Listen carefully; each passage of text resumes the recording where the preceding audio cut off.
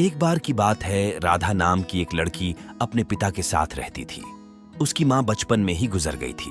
वह अपने घर का काम करती, फिर कॉलेज जाती थी। कॉलेज जाते समय वह रोज रास्ते में एक जगह पक्षियों को दाना डालती थी।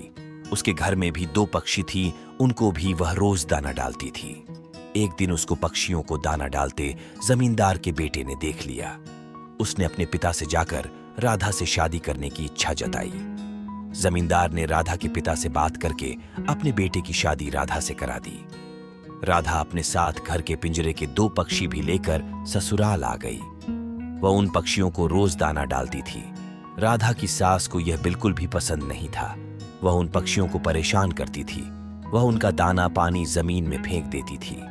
एक दिन राधा की सास ने पक्षियों का पिंजरा ही जमीन पर फेंक दिया। उसे यह करते हुए राधा ने देख लिया। राधा ने मना किया तो उसकी सास ने राधा को ही डांट दिया।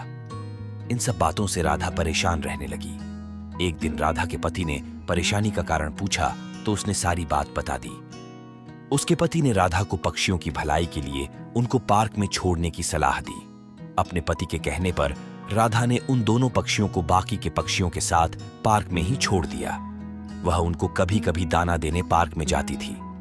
अब सभी पार्क के पक्षी राधा के अच्छे मित्र बन गए थे। पक्षी अब राधा के घर पर भी आने लगे।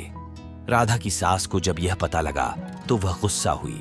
वह राधा को उसके मायके छोड़ने के लिए उसको साथ लेकर गई। रास्ते में कुछ चोरों ने राधा की सास के गहने चुराने की कोशिश की।